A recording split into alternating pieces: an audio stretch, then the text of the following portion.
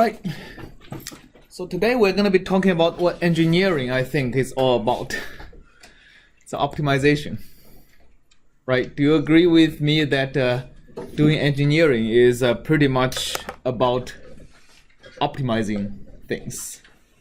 So I see that as kind of a key distinction between what is science and what is engineering, is that science is about discovering what is the underlying rules and laws that governs how things work.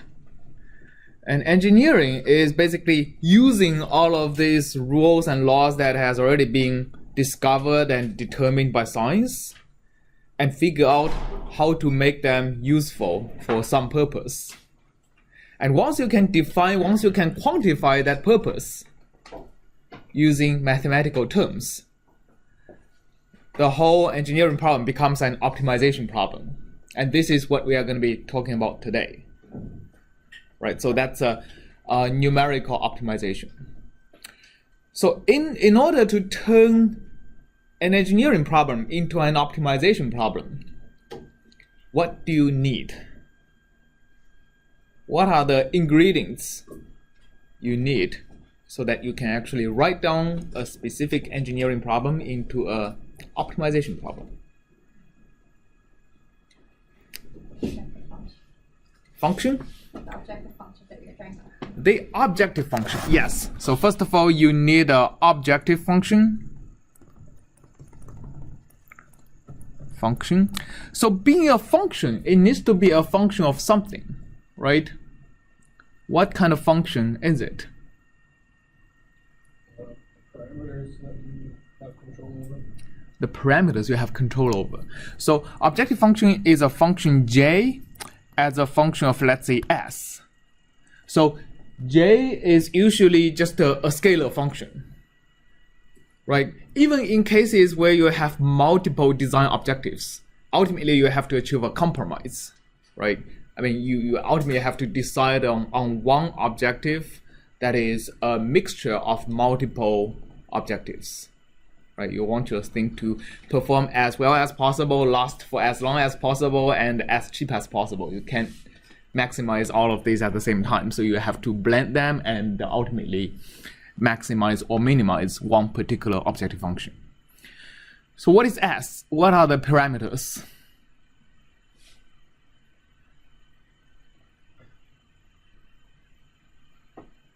And anybody give me examples of S?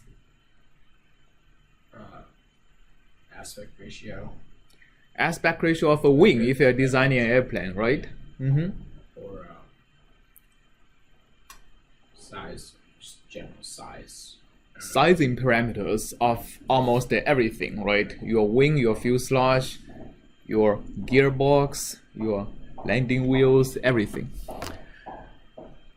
So as opposed to the objective function j, which is usually just a single function, or at most a small number of functions, your design parameter s is usually a very high dimensional parameter. So a characteristic of numerical optimization engineering is that j is a scalar, one or a few scalars. But s can be very high dimensional.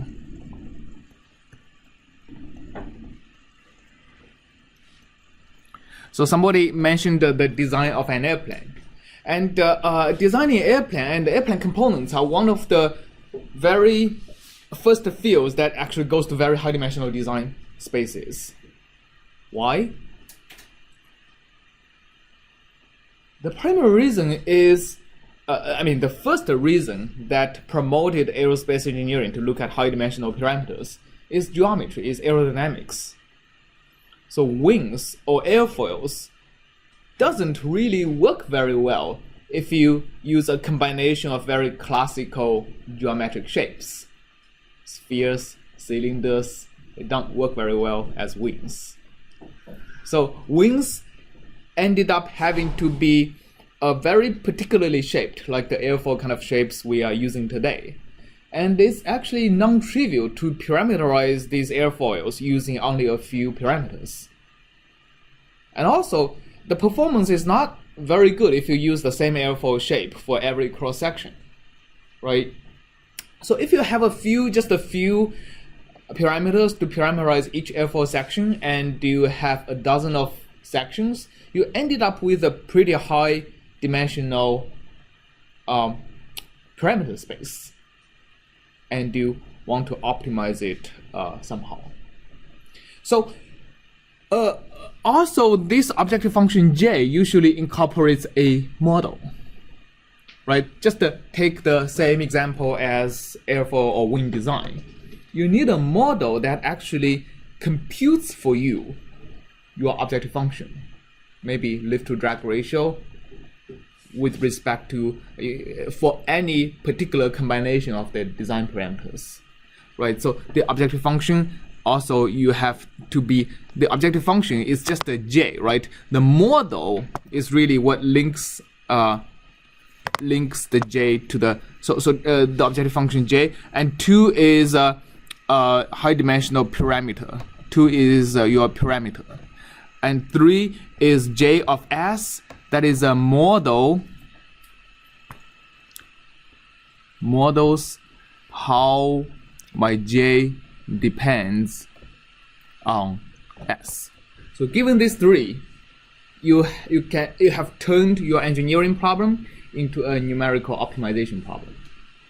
So today we're going to be first looking at how do we solve this kind of problems, assuming we don't have any constraints, which means we are free to choose whatever S design parameter we want. Okay, so numerical optimization is generally split into 2 parts. One part is the simpler part is unconstrained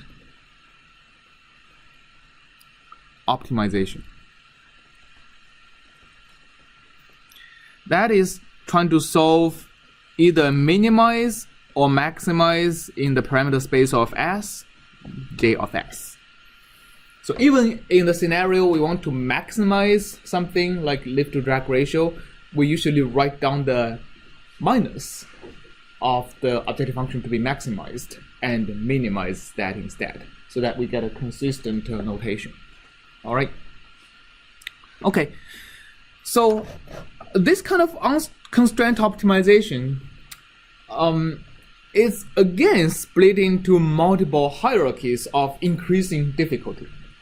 So we are going to be starting from the easiest cases, and start building towards more and more complex cases on how to solve these kind of problems.